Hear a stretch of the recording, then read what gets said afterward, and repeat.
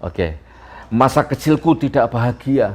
Masa kecilku tidak terawat, masa kecilku tidak terurus. Bahkan boleh dibilang masa kecilku sangat mengenaskan, penuh penderitaan. Tidak salah siapa-siapa, tetapi akan menjadi salah, akan menjadi fatal kalau aku membiarkan masa kecil anak-anakku menjadi tidak bahagia seperti masa kecilku. Haram jadah.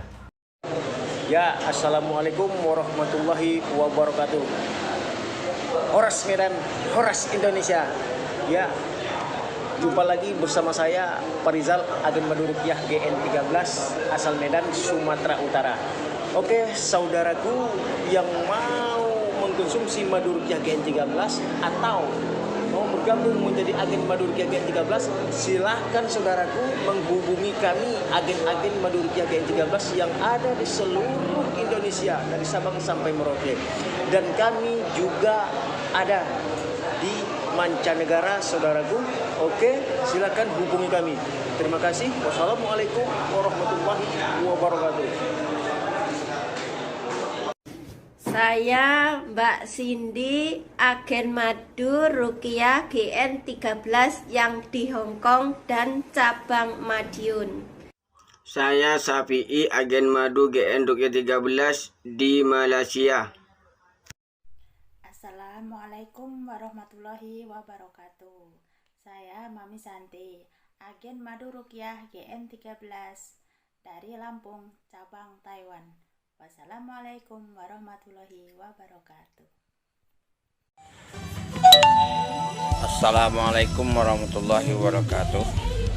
Saya nama Muhtasar, agen Madu GN13 di Kota Madiun. Assalamualaikum warahmatullahi wabarakatuh. Saya agen Madu Ruqyah di Surabaya dan Hong Kong. Assalamualaikum warahmatullahi wabarakatuh. Perkenalkan, nama saya Devi, agen Madu GN13 dari Kota Cilacap.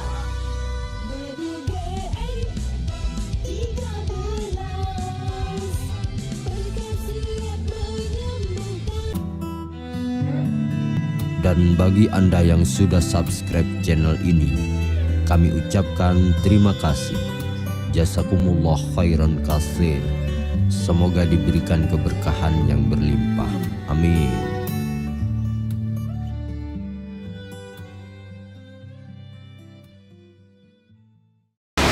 Baik.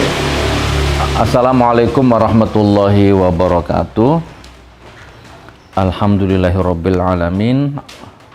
Allahumma sholli ala sayyidina Muhammad wa ala ali sayyidina Muhammad.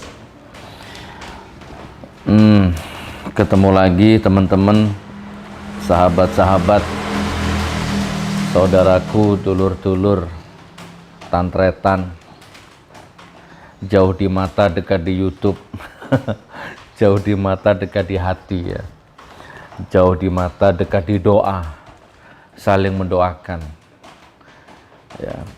Tidak bertatap muka, tidak bertatap mata, tetapi saling mendoakan gitu ya.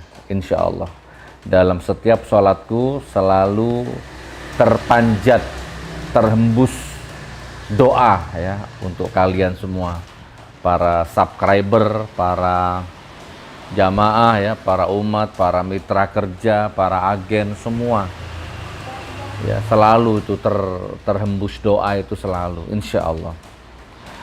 Baik teman-teman, ngobrol santai ya, masih di lokasi yang sama, di teras rumah GN13 di Malang. Kita ini dalam waktu 5 hari ke depan ini punya hajat besar, jadi ya kita tidak bisa kemana-mana. Nanti saya jelaskan. Hari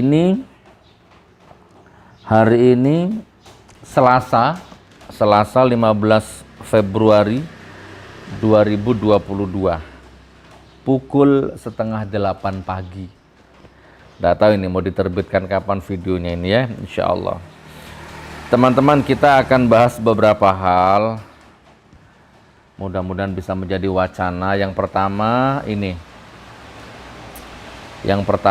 saya putarkan videonya, ada kader PDIP, anggota dewan, tim suksesnya Jokowi ya, yang tidak pernah berperkara, tidak pernah dituntut, rumahnya SHM, tapi akhirnya digusur juga. Nah, ini banyak orang yang ngalami seperti ini. Dulu sudah banyak videonya ya.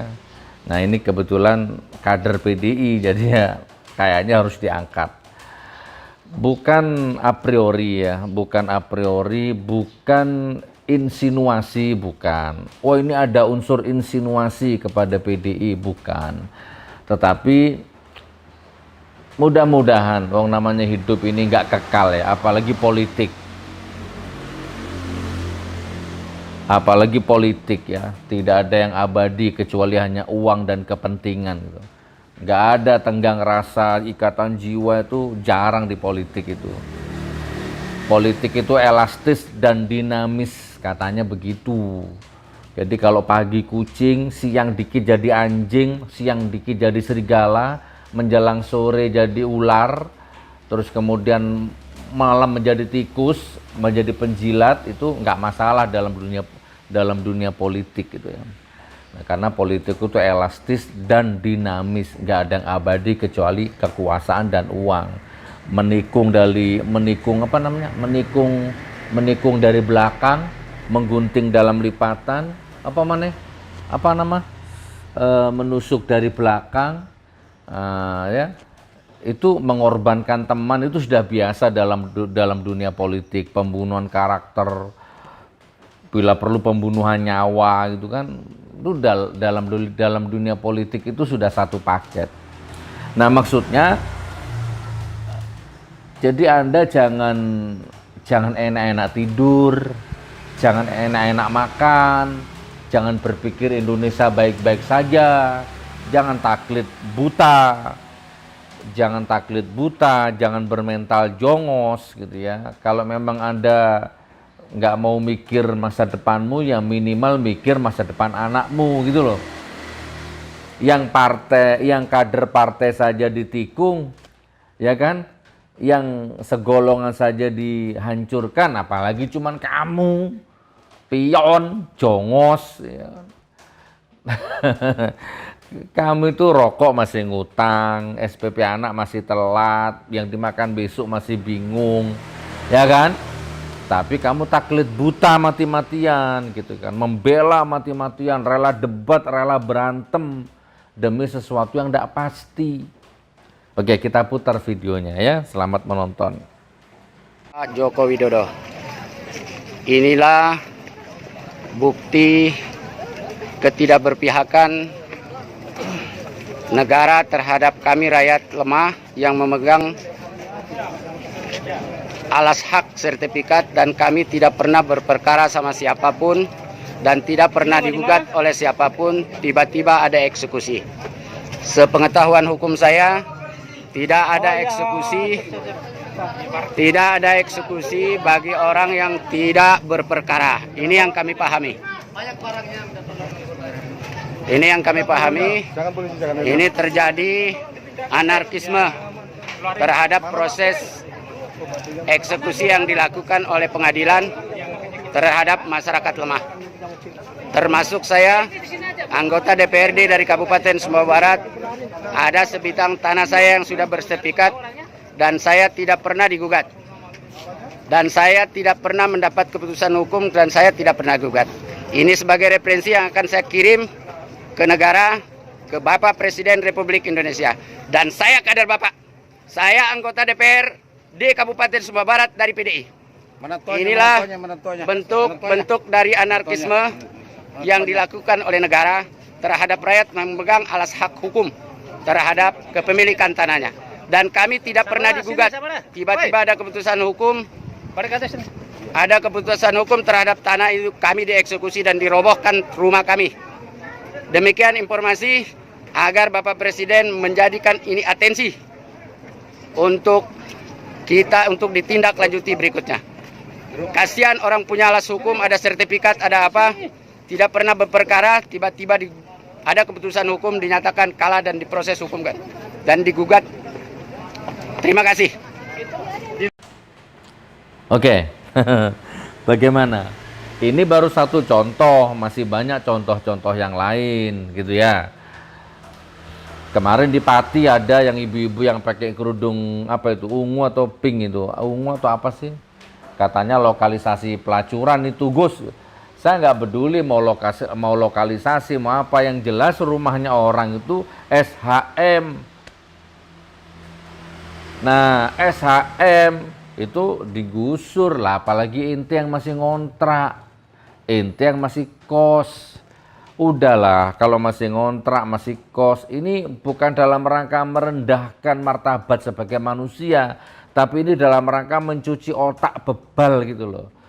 Kan sudah sering kita katakan Allah benci dengan orang kaya sombong, tapi Allah jauh lebih benci dengan orang miskin sombong, kiri, bukan nggak boleh ya, kiri ya udah kiri sombong gitu loh.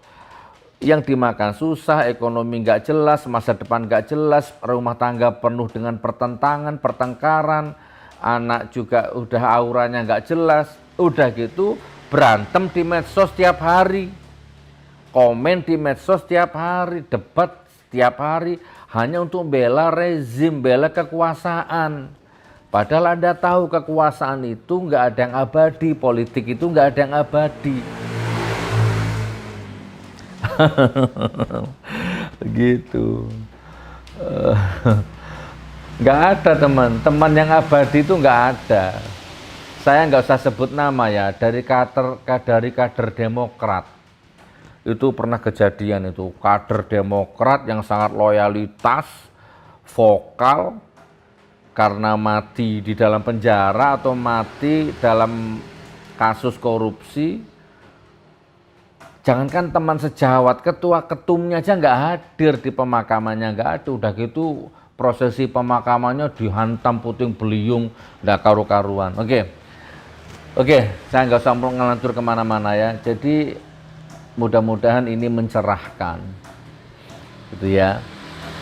Saya bukan menebar kebencian ya, saya mengkritik pemerintah, mengkritik rezim, dan itu nggak digaji, nggak dibayar, gitu.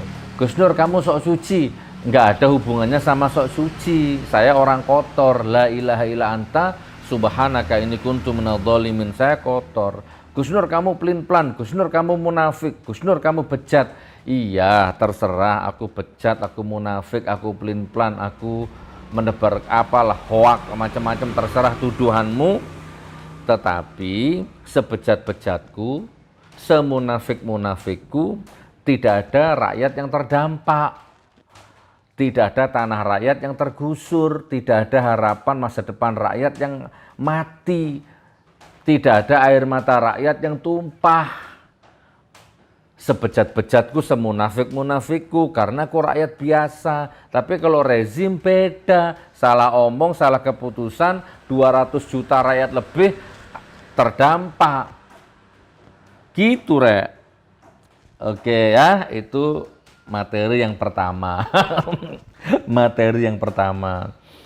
Gus Nur menebarkan kebencian. Nggak ada yang menebarkan kebencian itu yang punya kekuasaan.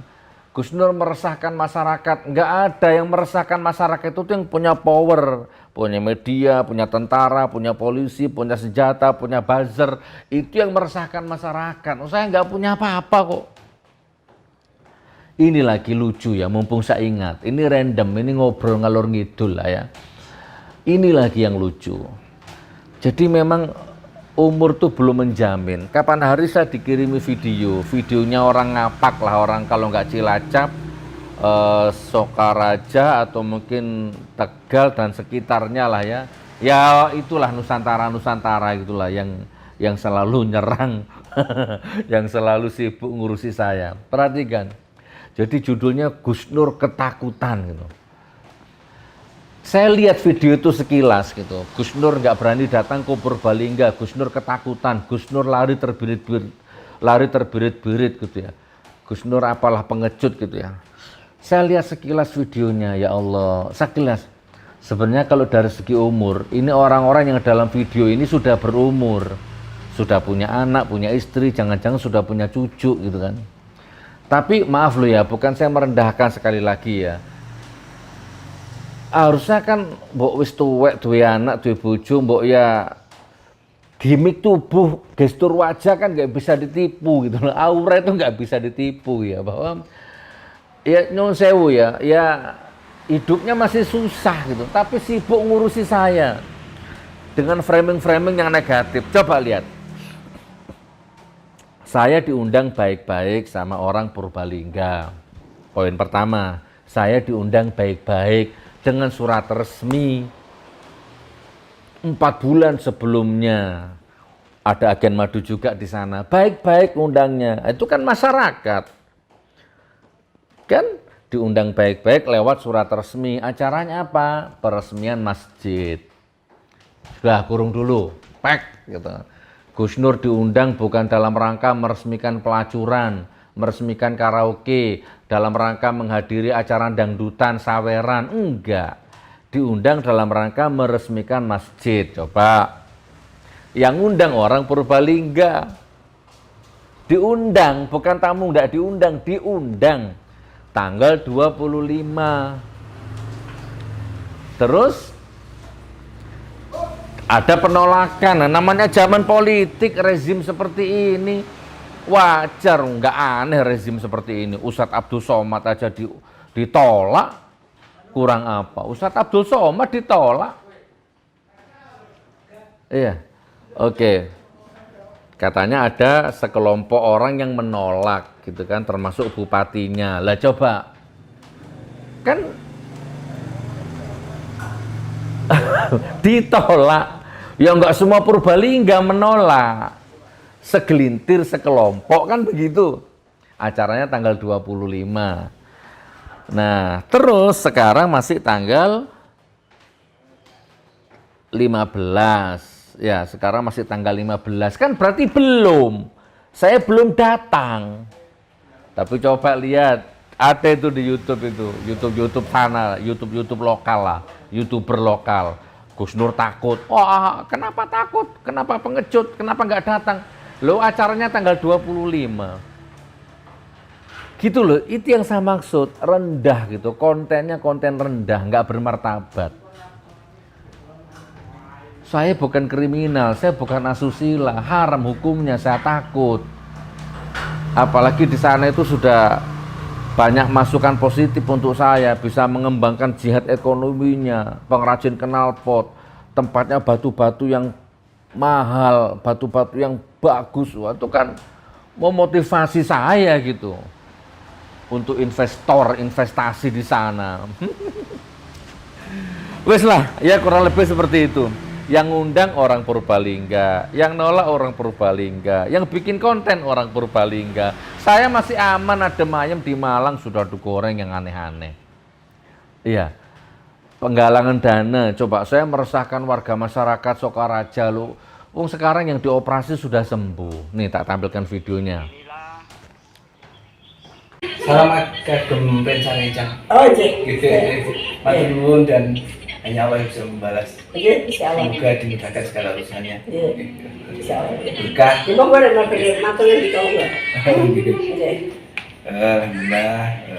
Terima kasih buat teman-teman semua yang terima kasih Gus Nur yang sudah memberikan kemudahan sehingga kita bisa menjalani operasi ini dengan baik, dan semoga keberkahan senantiasa tercurah pada panjenengan dan teman-teman semua.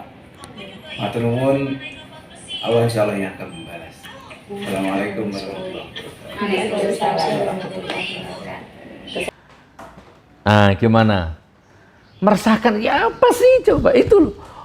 Ada ustadz kecelakaan, nggak punya biaya untuk operasi, kita datang dan ternyata berhasil operasinya. Itu apa nggak masuk di dalam, apa memang di dalam pikiranmu itu memang nggak ada ruang yang positif untuk saya itu? Bayangkan coba, masa meresahkan itu, operasinya berhasil tuh. Dari 75 juta turun jadi 30 juta, berhasil tuh. Ya apa sih? Wis, Oke, sekarang ini materi kedua teman ya. Ini ngopi lah sambil ngopi, tapi aku durung ngopi. Ini kopi ini. Ini yang kedua sekarang. Teman, ini di Jember ya kalau nggak salah ya. Coba. Ini maaf ya, ini ada beberapa orang ya anak muda kayaknya ini melakukan ritual di laut. Coba nanti tak cek beritanya ya. Kayaknya di Jember ini. Jam 12 malam dan terseret ombak dan meninggal semua atau satu yang selamat kurang lebihnya. Iya Dik, di Jember ya. Ya sudah, pokoknya tak putarkan videonya ya, tolong videonya. Tapi nanti di blur ya, di blur.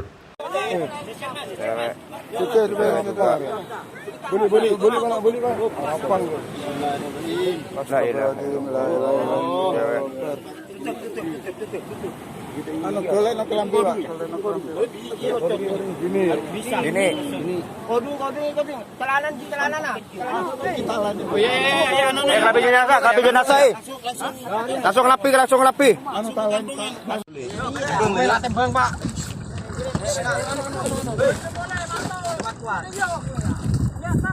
Yuk, golek. Boleh Pak. Ayo, boleh Pak. Boleh kok. Tolongin Pak. Tolongin. Halo. Tembang lah, orang sebenarnya tembang. Ayo. Baru lagi video luran, ayo. Astaghfirullah Rabbal baraya. Astaghfirullah minal khataya. Astaghfirullah Rabbal baraya. Astaghfirullah minal khataya. Ya Allah Gusti Kang Moho Rahman, kula minuwun sareng panjenengan.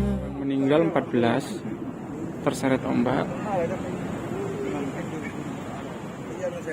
Kejadiannya jam 11, jam 12 malam. Ceweknya 9, 3-nya lagi. Nah oke. Gimana? Sudah ya? Videonya sudah ya? Nah sekarang begini teman, saya akan pisahkan 2 poin dulu. Poin pertama, innalillahi wa inna ilaihi roji'un, hidup mati ada di tangan Allah. Saya kirim doa yang terbaik untuk almarhum almarhumah. Allahumma firlahum warhamhum wa'afihim wa'afanhum. Ya Allah ampuni saudara-saudaraku yang mengalami tragedi di pantai, di laut, yang melakukan ritual-ritual ini ya Allah, dan berikan kesabaran untuk keluarganya yang ditinggalkannya. Amin ya, mudah-mudahan husnul khotimah. Kita harus itu ya, karena apapun proses meninggalnya kita hargai, itu juga takdir dari Allah. Daya didoakan, mudah-mudahan diampuni sama Allah, jadi penghuni surganya Allah. Yang ditinggal mudah-mudahan diberikan kesabaran. Al-Fatihah. A'udzubillahi minasyaitonirrajim. Bismillahirrahmanirrahim. Alhamdulillahirabbil alamin arrahmanirrahim maliki yaumiddin. Iyyaka na'budu wa iyyaka nasta'in. Ihdinas siratal mustaqim. Siratal ladzina an'amta 'alaihim ghairil maghdubi 'alaihim waladdallin. Amin. Pun nggih. Nah, sekarang yang kedua, ini yang masih hidup. Saya nggak akan bahas ranah syirik atau ranah musyrik ya, sudah selesai. Saya hanya ingin yang satu resonansi ya. Kalau mau mencari ketenangan, mencari kedamaian, mencari kesuksesan hidup, atau kalau pengen menang di dalam persaingan hidup, baik asmara, baik ekonomi, ingin menang di dalam percaturan konflik-konflik hidup ini gitu ya, persaingan hidup, persaingan asmara, persaingan ekonomi. Kalau ingin mati syahid di jalan Allah, maka pastikan thoriqohmu benar gitu loh. Gampang mati syahid itu ya, usahakan bahwa Anda selalu berjalan di jalan jihad ekonomi, membahagiakan anak istri. Itu pastikan dulu. ya, membahagiakan anak istri di jalan Allah gitu kan. Jadi jangan sampai jalanmu, thoriqahmu itu keluar dari rel itu. Setiap langkahku, setiap gerakan tubuhku, setiap gerakan tanganku, setiap sorot mataku, setiap detik denting sufi nadi hati kolbuku, aku niatkan untuk mencari nafkah anak dan istriku lillahi ta'ala. Pastikan itu. Jadi nggak nyimpang. Jangan ke judi, jangan ke syirik musyrik gitu kan. Jangan ke kuburan, jangan ke pohon-pohon keramat gitu kan. Dan jangan ke laut gitu ya. Pokoknya saya akan fokus mencari harta, mencari usaha untuk kemuliaan martabat anak istriku. Nah, di sela-sela itu usahakan sibuk mencari masjid. Transitnya di masjid, bukan di kuburan, bukan ke dukun, bukan ke pohon, bukan ke laut, tapi ke masjid. Ya, jadi selalu setting mindsetmu itu jamnya. 10 menit lagi duhur. Mana masjid? Mana masjid? Masjid mana? Pak, mana masjid terdekat? Bu, mana masjid terdekat? Jadi sibuk mencari masjid terdekat gitu. Sebentar lagi asar. Mana masjid? Mana masjid? Gelisah hatimu gitu loh. Kalau mendekati masuk sholat itu gelisah, harus cari masjid gitu. Nah,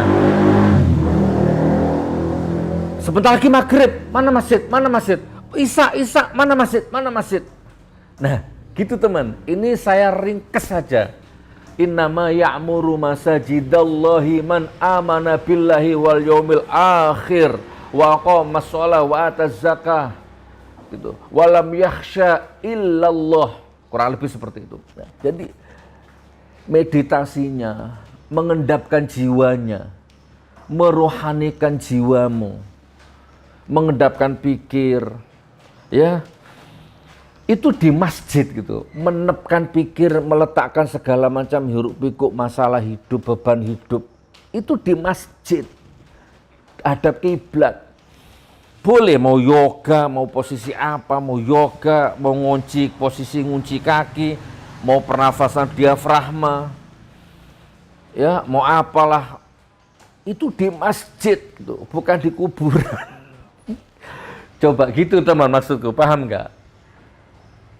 Jangan pernah langkahmu keluar dari jalur memuliakan keluarga, mencari nafkah untuk keluarga.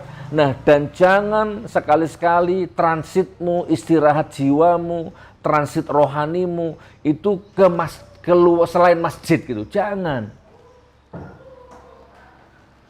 Udah, ini dikembangkan bahasa ini. Bukannya gunung tempat kau meminta, bukan lautan terereng teng tempat kau memuja, apa lagi? Bukan dukun. Sekolah dewe lagu nih, judulnya keramat ya. Masjid.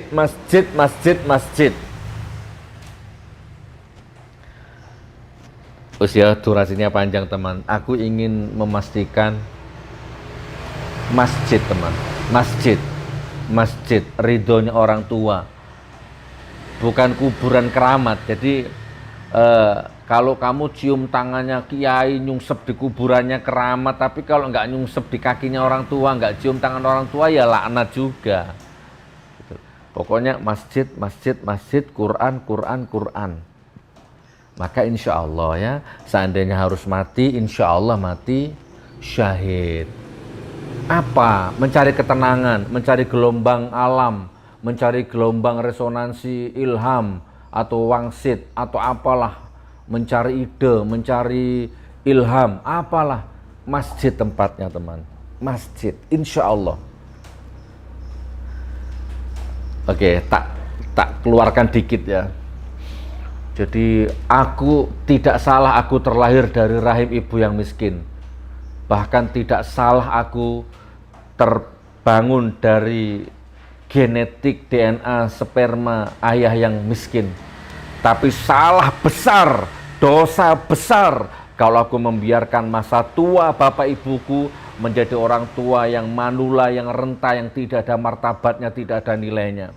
Salah besar kalau aku membiarkan nasib orang tuaku miskin, sebagaimana aku dilahirkan dalam kondisi miskin, gitu ya.